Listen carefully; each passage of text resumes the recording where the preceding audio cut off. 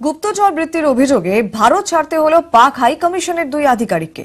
সোমবার রাতে ওয়াঘা সীমান্ত দিয়ে দেশে ফিরতে হলো তাঁদের। রেলপথে ভারতীয় সেনার যাতায়াত সম্পর্কে সংবেদনশীল তথ্য সংগ্রহ করার অভিযোগ আবেদ হোসেন এবং মোহাম্মদ তাবিরের বিরুদ্ধে। তথ্য সংগ্রহ করতে এক ভারতীয়কে আইফোন এবং টাকাও দিয়েছিল তারা।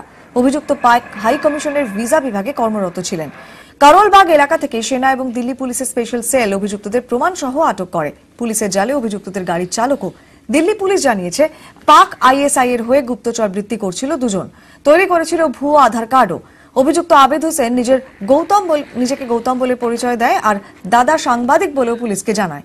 যদিও সবই ভুয়ো, তবে পাকিস্তান চরবৃত্তির অভিযোগ অস্বীকার করেছে।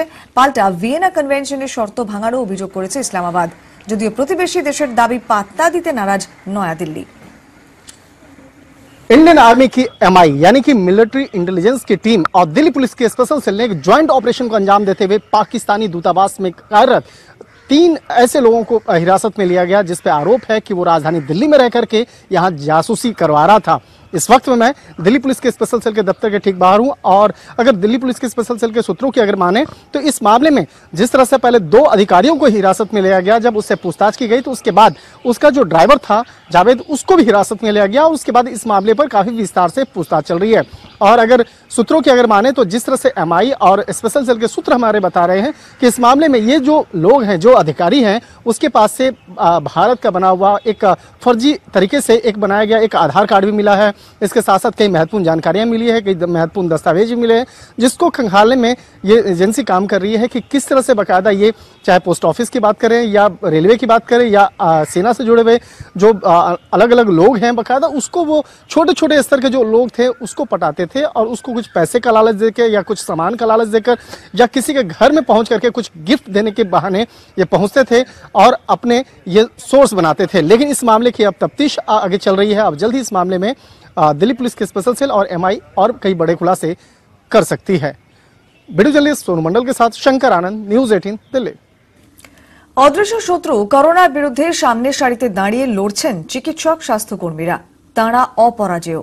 প্রশংসায় প্রধানমন্ত্রী মোদির কড়া বার্তা, স্বাস্থ্যকর্মীদের সঙ্গে খারাপ ব্যবহার বরদাস্ত করা হবে না।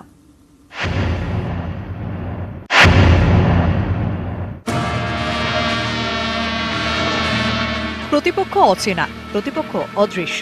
তার শক্তি কতটা তাও পুরোপুরি জানা যায়নি, তাই লড়াইটা ভীষণ কঠিন। করোনা যুদ্ধে একেবারে সামনের সারিতে চিকিৎসক ও স্বাস্থ্যকর্মীরা, তারাই অদৃশ্য ভাইরাসের সঙ্গে বুক চিতিয়ে লড়ছেন। সেই চিকিৎসক স্বাস্থ্যকর্মীদের তারিফ করলেন প্রধানমন্ত্রী, দিলেন সেনার মর্যাদা। Doctors and medical workers are like soldiers, but without the soldier's uniform. The virus may be an invisible enemy, but our corona warriors, medical workers are invincible. Corona আক্রান্তদের পাশে দাঁড়িয়ে প্রাণ হাতে নিয়ে প্রতিদিন কাজ, তবু সেই চিকিৎসক ও স্বাস্থ্যকর্মীদেরই রোষের মুখে পড়তে হয়েছে। অনেকে আক্রান্ত হয়েছে, অনেকে আবার এক ঘরে করে দেওয়া হয়েছে। এসব যে বরদাস্ত করা হবে না, দেশের মানুষের কাছে সেই বার্তা পৌঁছে দিয়েছেন প্রধানমন্ত্রী।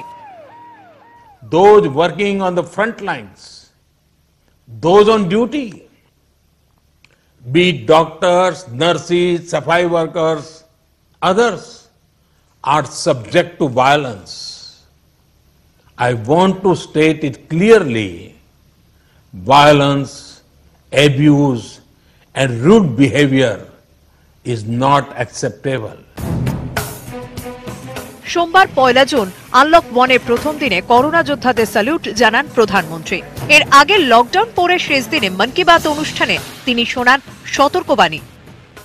कोरोना के खिलाफ लड़ाई अब भी उतनी ही गंभीर है।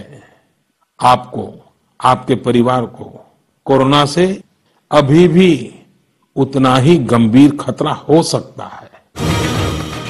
প্রধানমন্ত্রী সতর্ক করছেন, তার সরকারের সিদ্ধান্তেই দেশ জুড়ে আনলক 1 শুরু। কিন্তু সংক্রমণ কি আটকানো যাবে? প্রশ্ন নানা মহলে। নিউজ 18 বাংলা। আক্রান্তের সংখ্যা প্রতিদিন বাড়ছে মৃত্যুও। সংক্রমণে বিশ্বে 7 নম্বরে উঠে এসেছে ভারত। তাহলে কি দেশের করোনা পরিস্থিতি ভয়ঙ্কর? কি বলছে তথ্য? কি দাবি বিশেষজ্ঞদের?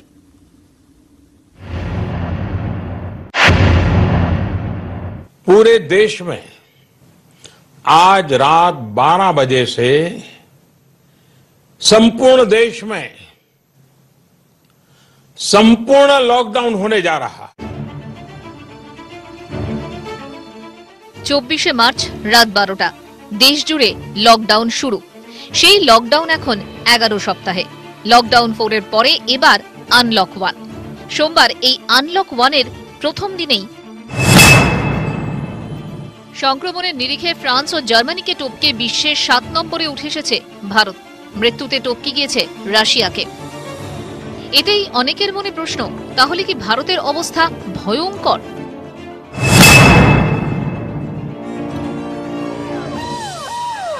এই পরিস্থিতিতে অনেকেরই বিখ্যাত ক্রিকেট সমালোচক নেভিল কার্ডার্সের কথা মনে পড়ে যাচ্ছে। নেভিল কার্ডার্স বলেছিলেন, স্কোর বোর্ড আসলে গাধা। কারণ পরিসংখ্যান দেখে অনেক সময়ই অনেক কিছু বোঝা যায় না। বিশেষজ্ঞদের একাংশের মতে ভারত সংক্রমণে বিশ্বের 7 নম্বরে পৌঁছে গিয়েছে।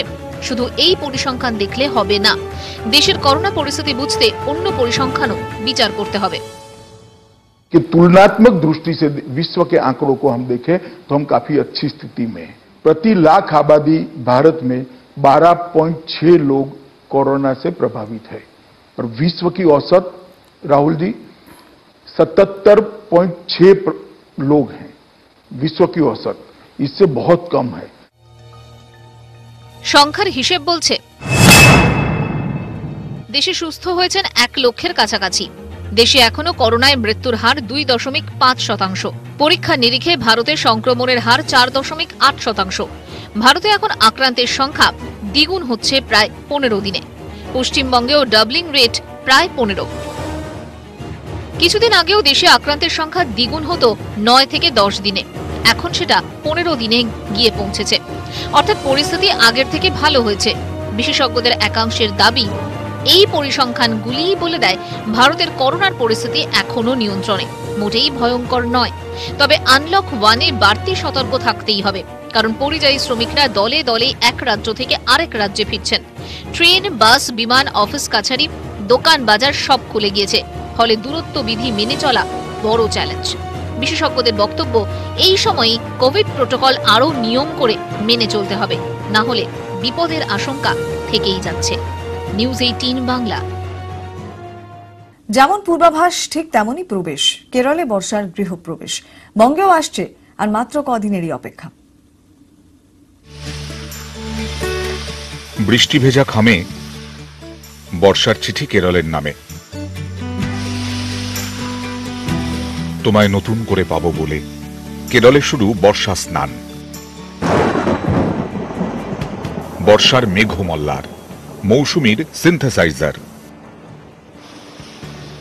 মৌসুমী বায়ুতে ভেসে বৃষ্টির খামে বর্ষার চিঠি কেরলের নামে। টাপুর টুপুর, ঝমঝম, রিমঝিম, বৃষ্টি ভেজা দিন, বর্ষার কাছে ঋণ। সোমবার কেরলে বর্ষার আগমন, বঙ্গেরও বর্ষা বর্ষা মন। 9 জুন উত্তরবঙ্গে ঢুকবে বর্ষা, 11 জুন দক্ষিণবঙ্গে। ঘুমপাড়ানি মাসি পিসির মস্ত পরিবার, অনেকগুলো পেট বাড়িতে এক মুঠো রোজগার। করোনায় লকডাউন, আমফানের ঝাপটা অনেক বাড়ির এক মুঠো রোজগারও কেড়ে নিয়েছে। এই সময় বর্ষা বড় ভরসা। ফলন ভালো হলে অনেক জীবন এ যাত্রায় বেঁচে যাবে। কৃষি অর্থনীতি দেশের অর্থনীতির হাল ধরতে পারবে। আবার এই বর্ষা এলেই চোখ রাঙায় ডেঙ্গি, ম্যালেরিয়া। করোনার হাওয়ায় যা কয়েক গুণ বিপদ বাড়াতে পারে। এবার তাই বর্ষার ভরসার মাঝেও বাড়তি সতর্কতা। ক্ষোভটা একটু বেশি প্রকাশিত হয়েছে। সামাজিক যোগাযোগ মাধ্যমে প্রতিবাদ জানিয়েছেন ম্যানচেস্টার ইউনাইটেডের 2 সুপারস্টার পল পগবা এবং জেসি লিঙ্গার্ড। প্রায়শই বর্ণবাদের শিকার হওয়া মারিও বালোত্তেলিও প্রতিবাদে শামিল হয়েছেন। জার্মান লিগেও প্রতিবাদ চলছে। বরুশিয়া ডর্টমুন্ডের English forward Jordan Sancho goal করার পর জর্জ ফ্লয়েড হত্যার বিচার দাবি করেছেন।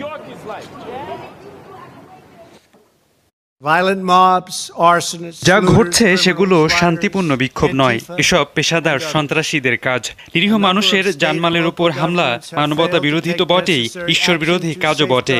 সব রাজ্যের গভর্নরদের বলছি, দাঙ্গা বন্ধে, আইন শৃঙ্খলা পুনরুদ্ধারে, শান্তি ফেরাতে আপনারা ব্যর্থ হলে সেনাবাহিনী পাঠাতে দ্বিতীয়বার ভাববো না। জানাচ্ছি, আপনি জানেন যে পুরো ইউরোপ জুড়ে অবস্থাটা কেমন। কিছুটা করোনা ভাইরাসের পরিস্থিতির উন্নতি হলেও সর্বস্ব হারানো মানুষের সংখ্যা কিন্তু বেড়েই চলেছে। বিশেষ করে পুরো ইউরোপ জুড়ে এখন পর্যন্ত মানুষের মৃত্যুর সংখ্যা হচ্ছে 1,78,441 জন, এবং সেই সাথে জার্মানিতে আপনি জানেন যে গত কয়েকদিনের ব্যবধানে কিছুটা কমেছে, আবার বাড়ছে। এই বাড়া এবং কমার মধ্যেই আসলে তাপমাত্রা নির্ধারিত হচ্ছে।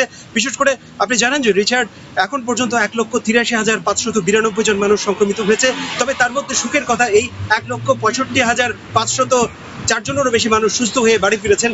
এটি অবশ্যই সবার জন্য সুখের খবর। তবে 8,592 জন এখন পর্যন্ত মৃত্যুবরণ করেছে। সে তুলনায় সেটি আসলেই তেমন কিছু না বলছেন এখানকার চিকিৎসা বিজ্ঞানীরা। তবে আপনি জানেন যে সবচেয়ে বড় যে সংখ্যার বিষয় সেটি হচ্ছে পুরো ইউরোপ জুড়ে আসলে করোনা ভাইরাসের পরিস্থিতির কিছুটা উন্নতি হয়েছে বটেই, কিন্তু আপনি জানেন যে অর্থনৈতিক অবস্থা তেমন একটা ভালো না। অনেক দেশেই আসলে চাকরি হারানো মানুষের সংখ্যা বাড়ছে, কর্মহীন হয়ে পড়ছে অনেকেই। তবে আপনি জানেন যে রেস্টুরেন্টগুলো খুলতে শুরু করেছে, এবং 15 জুন থেকে সীমান্ত যেগুলো আছে জার্মানির সাথে লাগোয়া যে দেশগুলো, ফ্রান্স, পোল্যান্ড, স্ক্যান্ডিনেভিয়ার যে দেশগুলো আছে, ডেনমার্ক, সেখানে আসলে 15 জুন থেকে সেখানে প্রবেশ করতে পারবে। সেখানে আপনারা জানেন যে রিচার্ড, আপনি জানেন যে এখন গ্রীষ্মের ছুটিতে অনেক পর্যটকরা এখানে সেখানে যান এবং তারা ছুটি কাটাতে পছন্দ করেন।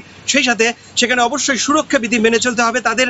এবং আপনি জানেন যে রিচার্ড, এই কয়দিনের ব্যবধানে আসলে কয়েকটি জায়গায় সংক্রমণের সংখ্যাটা কিছু বেড়েছে। বিশেষ করে নিদারজাক্সেন, জার্মানির একটি অঙ্গরাজ্য, সেই নিদারজাক্সেনে এখন পর্যন্ত 310 জন মানুষ সংক্রমিত হয়েছে। বিশেষ করে সেখানে অবৈধ যে সীসা বারগুলো আছে, সেই সীসা বারগুলোতে আসলে সংক্রমণের সংখ্যা বেড়েছে বলে নিদারজাক্সেনের যে মিনিস্টার প্রেসিডেন্ট তিনি আমাদের জানিয়েছেন। সেই সাথে আপনি জানেন যে রিচার্ড, সবচেয়ে দুঃখের কথা, আপনি জানেন যে জার্মানি এমন একটি দেশ যেখানে আসলে রাজনৈতিক আশ্রয় প্রত্যাশীদের জন্য একটি ভালো দেশ, এবং অনেক রাজনৈতিক আশ্রয় প্রার্থীরা জার্মানিতে আসেন, তারা রাজনৈতিক আশ্রয় প্রার্থনা করেন। সেক্ষেত্রে একটি দুঃসংবাদ হচ্ছে 42টি রাজনৈতিক আশ্রয় কেন্দ্রে এখন পর্যন্ত 1,492 জন মানুষ সেখানে সংক্রমিত হয়েছে, এবং এটি আসলেই দুঃখের কথা। সেজন্য চলাচলে বিধিনিষেধ থাকায় দীর্ঘদিন বাংলাদেশ হাই কমিশনের কনসুলার সেবা বন্ধ ছিল।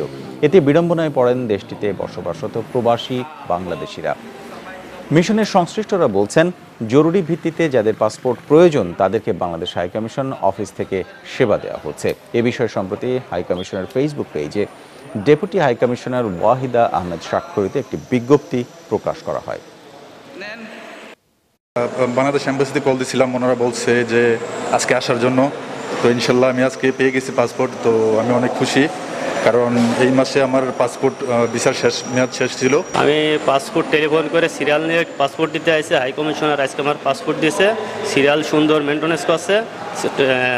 ইউরোপের করোনা পরিস্থিতির খবর। প্রাণঘাতী করোনা ভাইরাসে ফ্রান্সে মৃতের সংখ্যা 28,802 জনে দাঁড়িয়েছে। এখন পর্যন্ত আক্রান্ত হয়েছেন প্রায় 1,90,000 মানুষ।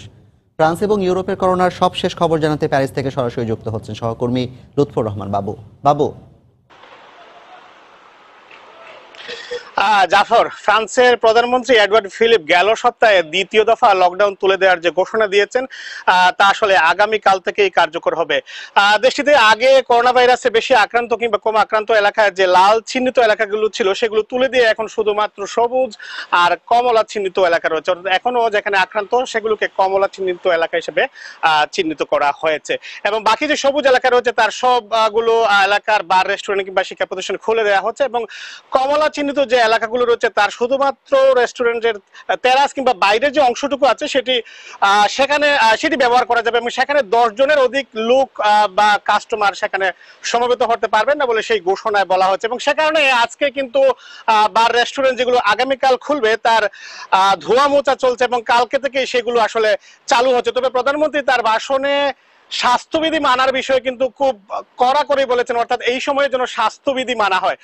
আমি আপনার মাধ্যমে দর্শকদেরকে একটি বিষয় জানিয়ে রাখি, গত 11ই মে লকডাউন তুলে দেওয়ার যে ঘোষণা আসে তারপর থেকে কিন্তু মানুষজন এখানে পার্কে কিংবা লেকের পাড়ে যাচ্ছেন, সেখানে স্বাস্থ্যবিধি মানার কিন্তু কোনো ভালাই আমরা দেখছি না। অর্থাৎ আবহাওয়া যখনই ভালো হচ্ছে, যেমন আজকে কিন্তু এখানে অনেক রোদ উঠেছে, সে কারণে লেকের পারে যে মানুষজন বসছেন সেখানে কিন্তু স্বাস্থ্যবিধি মানার কোনো চিহ্ন আমরা দেখতে পাচ্ছি না। এখানে মানুষজন একজন আরেকজনের পাশে বসছেন, সেখানে যেমন তারা মাস্ক পরছে না, তেমনি ভাবে স্বাস্থ্যবিধি মানার যে অন্যান্য যে বিধিবিধানগুলো আছে সেগুলো কিন্তু মানা হচ্ছে না। সে কারণে আবারও করোনা ভাইরাস ছড়ানোর একটি ঝুঁকি থেকে যাচ্ছে। পাশাপাশি আমি আরেকটি দুঃসংবাদ আপনাকে জানাই যে এখানে প্রতি বছর যে পলিন যে ভাইরাসটি এই বছর এই সময়টাতে দেখা দেয়, সেটি কিন্তু এবার সেই ভাইরাসের প্রাদুর্ভাব অন্যান্য বছরের তুলনায় অনেক বেশি এবং মানুষ অনেক বেশি আক্রান্ত হচ্ছেন। সে কারণে এখানে রুজুগা ন্যাশনাল বায়োলজিক্যাল যে নেটওয়ার্ক রয়েছে তারা জানিয়েছে ইতিমধ্যেই দেশের অনেকগুলো ডিপার্টমেন্টে কিন্তু লাল চিহ্নিত এলাকা হিসাবে ঘোষণা করা হয়েছে।